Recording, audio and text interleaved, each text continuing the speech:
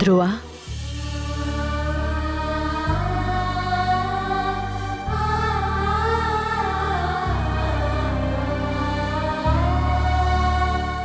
అలా ఏడుస్తూ కూర్చుంటే సమస్య పరిష్కారం అవుతుందా?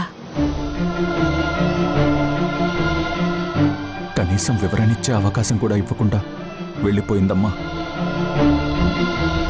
నన్నందరూ వీడికేమీ చేత కాదు అంటున్నప్పుడు కూడా వసు నేను పైకి రావాలని కోరుకుంది. ఎంత విసిగించినా ఏ రోజు నా చెయ్యి వదల్లేదమ్మా. కానీ ఇవాళ ఈ ఇంట్లో తన స్థానం ఏంటి అని అడిగింది. నేనిచ్చిన స్థానం తనకి తెలియదా అమ్మా? లేకపోతే తెలిసేలా నేను ప్రవర్తించలేదా? అన్నిటికీ వెంటనే పరిష్కారాలు దొరకవు ధ్రువ. కొంచెం టైం పడుతుంది. ప్రస్తుతానికి తను సేఫ్గా ఉంది అనుకోవడం తప్పితే మనం చేయగలిగింది ఏముంది చెప్పు? సేఫ్గా ఉండడం వేరు, సొంతం అనుకునే మనుషుల మధ్య సంతోషంగా ఉండడం వేరు. మనమింతమంది ఉన్నా కూడా తనకి అనాథలా హాస్టల్లో ఉండాల్సిన కర్మేంటమ్మా? అదే బాధగా ఉందిరా. ఇంతకంటే పెద్ద విషయాలు జరిగినప్పుడు కూడా అది మన చెయ్యి వదల్లేదు. ఎంత ఓపికతో ఉండేదో. ఇలా వెళ్ళిపోవడం నాకు కూడా ఇంకా నమ్మబుద్ధి కావడం లేదు. ఓపిక అదే నా కొంప ముంచిందమ్మా. లోపల తుఫానున్నా బయటికి నవ్వుతుంటే బాగానే ఉంది కదా అనుకున్నాను. ఒక్కోసారి పట్టే ఓపిక కూడా హద్దు దాటిపోతే మనిషికి ఆవేశం ఇలానే కట్టలు తెంచుకుంటుందేమో. తను వెళ్ళిపోలేదు, నేనే వెళ్ళిపోయేలాగా చేశానేమో అనిపిస్తుందమ్మా. ఇన్నాళ్ళు నేను తనతో కలిసే ఉన్నాను, కానీ ఏ రోజు నువ్వు నాకు ముఖ్యమన్న అష్యూరెన్స్ ఇవ్వలేదు. నమ్మకం లేని చోట ప్రేమ కూడా ఓడిపోతుందేమో. అది కరెక్ట్ కాదేమో ధ్రువ. దానికి ఎన్నోసార్లు ఈ ఇంట్లో నుంచి వెళ్ళిపోవడానికి అవకాశం దొరికింది, అయినా అది వెళ్ళలేదు.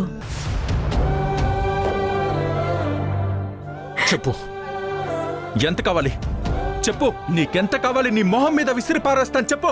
ఈ ఇంటికి వచ్చేటప్పుడు ఒక పెట్టెలో 10 లంగా ఓణీలతో వచ్చాను. తిరిగి వెళ్ళేటప్పుడు అలాగే వెళతాను తప్ప ఇక్కడి నుంచి చిల్లి గవ్వ కూడా తీసుకువెళ్ళను. ఇక్కడికి ప్రేమ కోసం మాత్రమే వచ్చాను, డబ్బు కోసం కాదు. ఈ ఆస్తిలో చిల్లి గవ్వ కూడా నాకు అక్కర్లేదు అని. అది మన నుంచి రోజు తిరిగి ప్రేమే ఆశించేది ధ్రువ.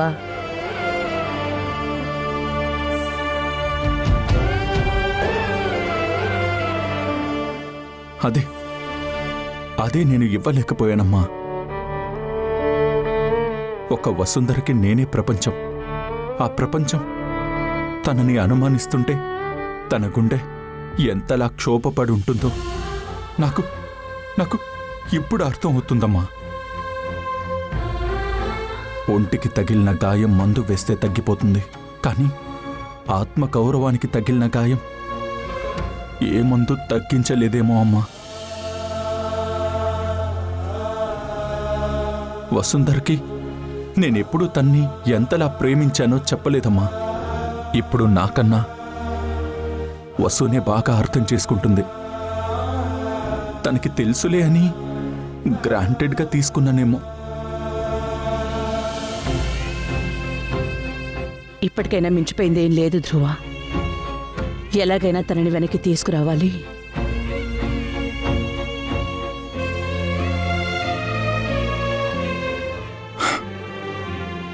దానికి ఒక్కటే మార్గం ఉందమ్మా. నేను తనకి నాకు ధ్రువ ఉన్నాడు అన్న నమ్మకం కలిగించాలి. ఏమి జరిగినా తనని నేను వదలను అన్న నమ్మకం. ఇన్నాళ్ళు తనొక మంచి భార్యగా ఉండే ఏ అవకాశాన్ని వదులుకోలేదు. ఇప్పుడు నా టర్న్ వచ్చింది. ఒక మంచి భర్త ఎలా ఉంటాడో నేను తనకి చూపిస్తాను.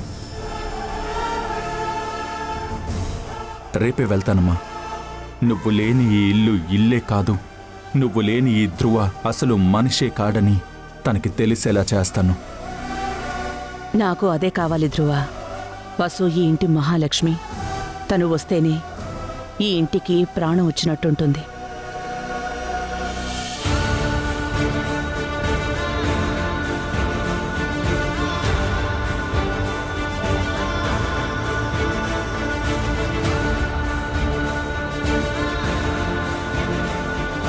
ఖచ్చితంగా నిన్ను తిరిగి నా జీవితంలోకి, మన ఇంట్లోకి గౌరవంగా తెచ్చుకుంటాను. ఇది నీ భర్తగా నేనిస్తున్న మాట వసుంధరా.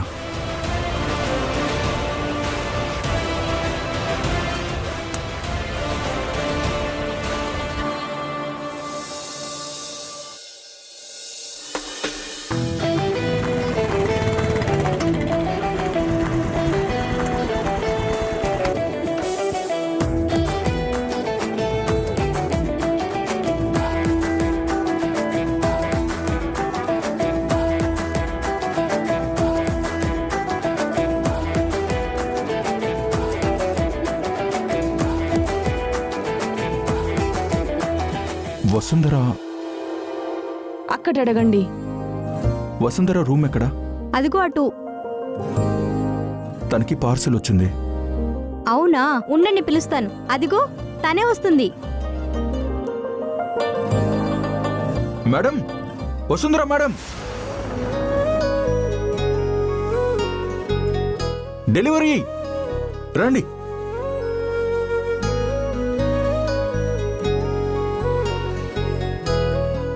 మేడం,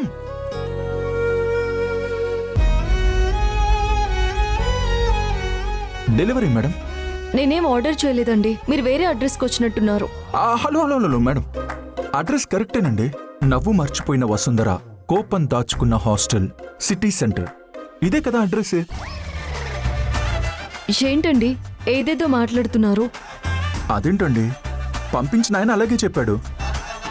ఆమె కాస్త గట్టిగా మాట్లాడుతుంది, కానీ మనసు చాలా మెత్తనిది, ఈ టిఫిన్ లాగానే అని చెప్పాడు. ఇదిగోండి తీసుకోండి, పెసరట్టు ఉప్మా, అల్లం చట్నీ, వేడి వేడిగా ఉంది.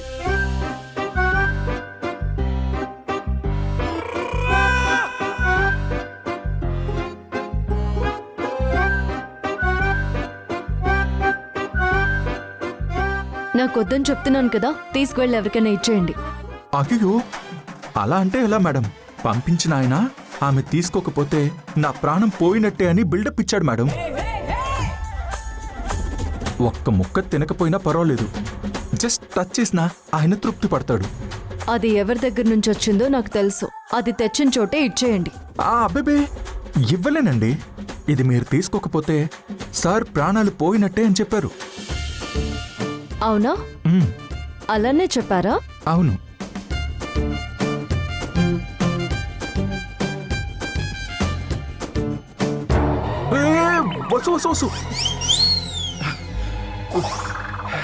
సార్, చాలా ఆపండి మీ డ్రామాలు. ఎందుకు వచ్చారు? నేను మీకు చెప్పాను కదా, నాకు కొంచెం స్పేస్ కావాలని చెప్పాను కదా. వసు, నువ్విప్పుడు డస్ట్బిన్లో పారేసింది కేవలం టిఫిన్ మాత్రమే కాదు, నా సున్నితమైన మనసుని. అందులో నా ప్రేమ ఉంది, నా ఆవేదన ఉంది, నా ఆకలి కూడా ఉంది అని అంటాననుకున్నావా? అస్సలనను. అది కేవలం టిఫిన్ మాత్రమే వసు. టిఫిన్ డస్ట్బిన్లో ఉంది, కానీ నా మనసు మాత్రం నీ గుండె గదిలో పర్మనెంట్ అడ్రస్ మార్చుకుని అక్కడే కూర్చుంది.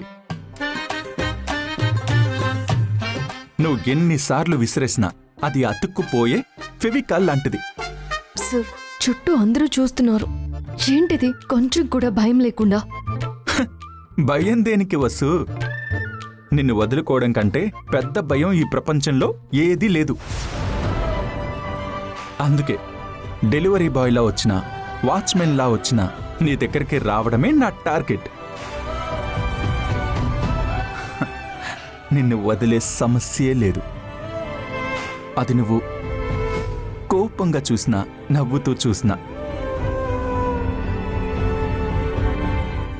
చూసావా వసు, నీకు ఫ్యాన్స్ పెరిగిపోతున్నారు. సరే మేడం, పార్సెల్ అయితే పారేశారు, కానీ ఈ డెలివరీ బాయ్ జ్ఞాపకాల్ని మాత్రం పడేయలేరు.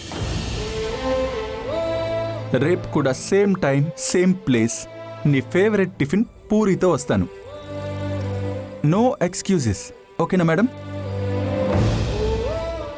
I love you Vasu, bye. Girls ఇలా రండి, ఇలా రండి. తినెవరో తెలుసా? వసుంధర, నా wife. Okay bye Vasu, love you, bye bye, take care, bye. నీ హస్బెండా? So cute. మీరంటే చాలా ఇష్టం అనుకుంటా. అప్పుడే పెళ్ళెందుకు చేసుకున్నారు అనుకున్నాను, కానీ ఇలాంటి హస్బెండ్ వస్తాడు అంటే ఇప్పటిదాకా ఎందుకు పెళ్లి చేసుకోలేదా అనిపిస్తుంది. All the best, Vasu.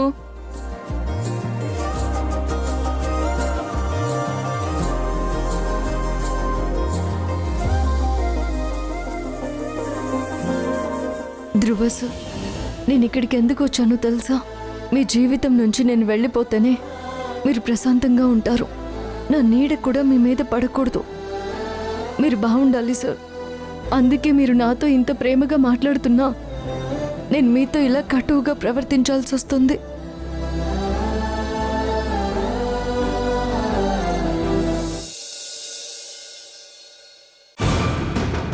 మల్లిక రమ్మన్నావంట? నీతో ఒక ముఖ్యమైన విషయం మాట్లాడాలి రాజీవ్, కూర్చో.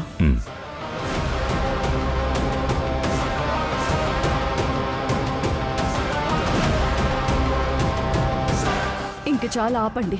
మొదటి నుంచి మీరందరూ కలిసి నన్ను ఒక పిచ్చిదాన్ని చేశారు. ఎప్పుడు నన్ను ఎందుకు బలిపశువుని చేస్తున్నారు? నాకు ఇక్కడ ఉండాలని లేదు. నన్నెవరూ ఆపొద్దు. కొన్ని రోజులు నా కోసం నేను బ్రతకాలనుకుంటున్నాను సార్.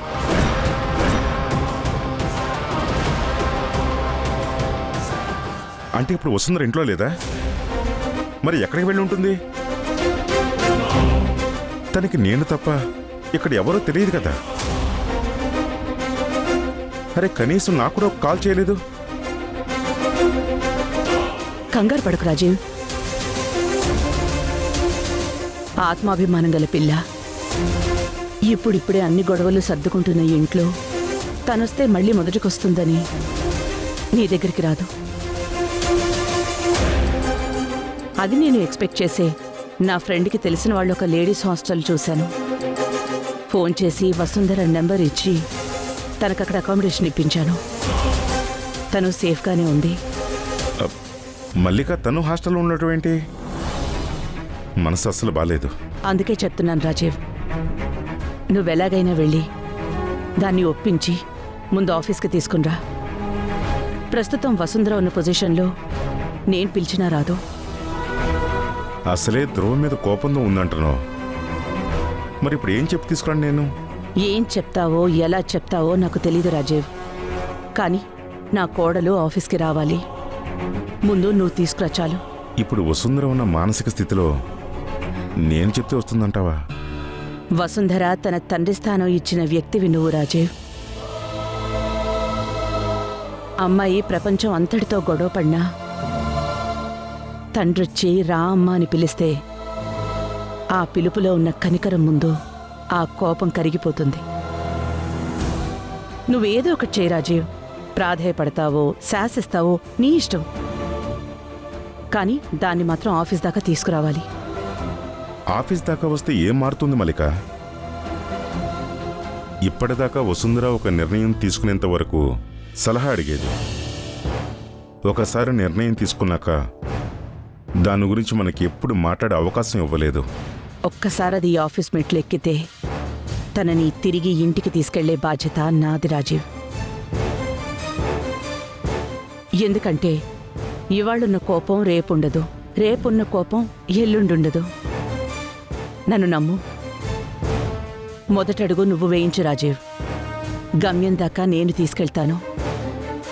నా కోడల్ని మళ్ళీ ఆ ఇంటి మహాలక్ష్మిగా తీసుకెళ్లే పూచి నాది. ఇది మల్లిక ఇస్తున్నమాట.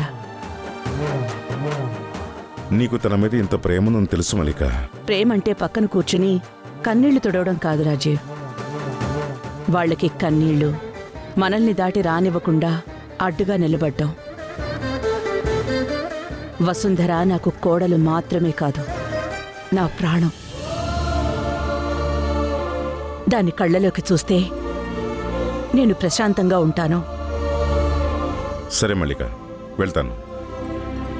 తప్పకుండా ప్రయత్నిస్తాను. అది నా బాధ్యత కూడా. వసుంధరకు అన్యాయం జరుగుతుంటే ఈ రాజీవ్ చూస్తూ కూర్చోడు. తనని రేపు ఈ ఆఫీసులో చూస్తావు. వస్తాను మల్లిక. వసుంధర, నిన్ను ఒంటరిగా ఎలా వదిలేస్తాననుకున్నావే? నా ఇంట్లో దీపం పెట్టి వెలుగు తెచ్చావు. నీ పరిష్కారంతో ఈ ఇంటినొక ప్రేమాలయంగా మార్చావు. ఏ కష్టం వచ్చినా మా పక్కనే నిలబడ్డావు. అలాంటిది నీకు ఒంటరిగా అనిపించినప్పుడు నీకు మేమున్నావు అనే భరోసా ఇవ్వలేమనుకున్నావా?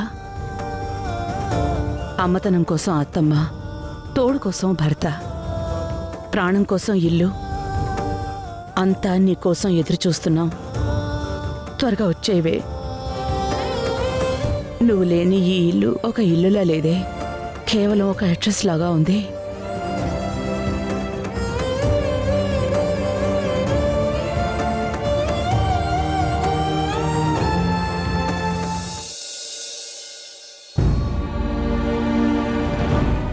నాన్న, మీరేంటి ఇక్కడ? కూతురు ఎక్కడుంటే నాన్న అక్కడికి రావాలి కదమ్మా. ఎలా ఉన్నావు? బాగానే ఉన్నాను నాన్న. మా నాన్నకి నన్ను చూస్తే కళ్ళల్లో ఒక వెలుగు కనపడేది. ఎందుకో ఈరోజు అది కనిపించడం లేదేంటి నాన్న? మన మనసు ఎలా ఉంటే మనకు ప్రపంచం అలా కనిపిస్తుంది వసుంధర. నేను ఎప్పట్లాగానే ఉన్నాను. ఆ వెలుగు నీ మనసులోనే లేదేమో. ఇంట్లో నుంచి వచ్చేసినంత అవసరం నీకేమొచ్చింది వసుంధర? అవసరం కాదు నాన్న, అయోమయం. నా జీవితం మీద నాకే చాలా ప్రశ్నలు, నా భవిష్యత్తు మీద చాలా అనుమానాలు. వాటికి ఒంటరితనమే కొన్నాళ్ళు సమాధానాలు ఇవ్వగలదు అనిపించింది.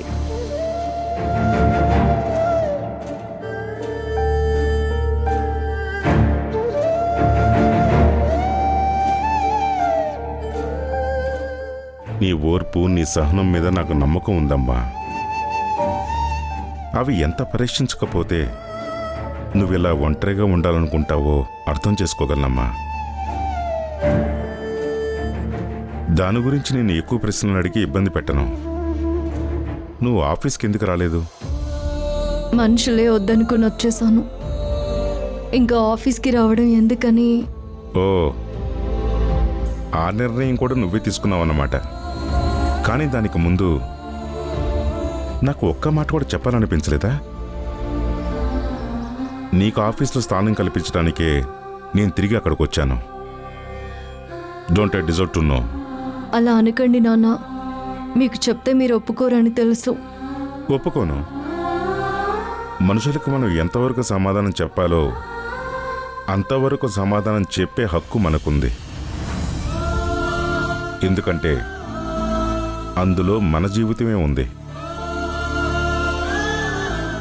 కానీ మనం ప్రాణం పోసిన ప్రాజెక్టుకి చివరి వరకు జవాబుదారితనంగా నిలబడాల్సిన బాధ్యత మనకుంది. ఎందుకంటే నీతో పాటు కొన్ని వందల మంది జీవితాలు దాని మీద ఆధారపడి ఉంటాయి. నువ్వు చేయగలవని నేను నమ్మి మల్లిక అలాట్ చేసిన ప్రాజెక్ట్, దాన్ని చివరి దశ వరకు నడిపించాల్సిన బాధ్యత నీకుంది. నా వసుంధర బాధ్యతల నుంచి పారిపోదన్న నమ్మకం నాకుంది. అందుకే అడుగుతున్నాను, ఆఫీస్కి రా వసుంధర. అది కాదు నాన్న. ఈ ప్రాజెక్ట్కి నువ్వే వెన్నెముక, పునాది వేసింది నువ్వు. ఇప్పుడు ప్రాజెక్ట్ షేప్ అయ్యే టైంకి ఇంకొకరు దీన్ని సరిగ్గా హ్యాండిల్ చేయలేకపోతే అది పీపీ గ్రూప్ ఆఫ్ కంపెనీస్ రెప్యుటేషన్కి ఎంత నష్టమో ఆలోచించావా?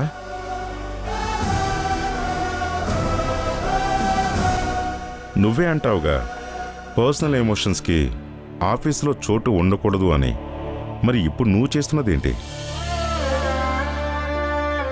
ఆ రోజు నీకోసం నేను నిలబడ్డాను వసుంధరా. ఈరోజు ప్రాజెక్టు కోసం నేను నిలబడమంటున్నాను. ఇక్కడ ఎవరికి ఏ పనులు అప్పగించాలి, వాటిని సక్రమంగా నిర్వర్తించటానికి ఎవరికి ఎలాంటి ట్రైనింగ్ ఇవ్వాలో జాగ్రత్తగా ప్లాన్ చేసి అంతా సెట్ అయ్యాక కావాలంటే ఆ తర్వాత రిజైన్ చేసేసి తలెత్తుకుని బయటకు వచ్చేసే. అప్పుడు నిన్ను ఎవ్వరూ ఆపలేరు. రేపు నిన్ను ఆఫీసులో చూస్తానని అనుకుంటున్నాను. ఉంటానమ్మా. నాన్న,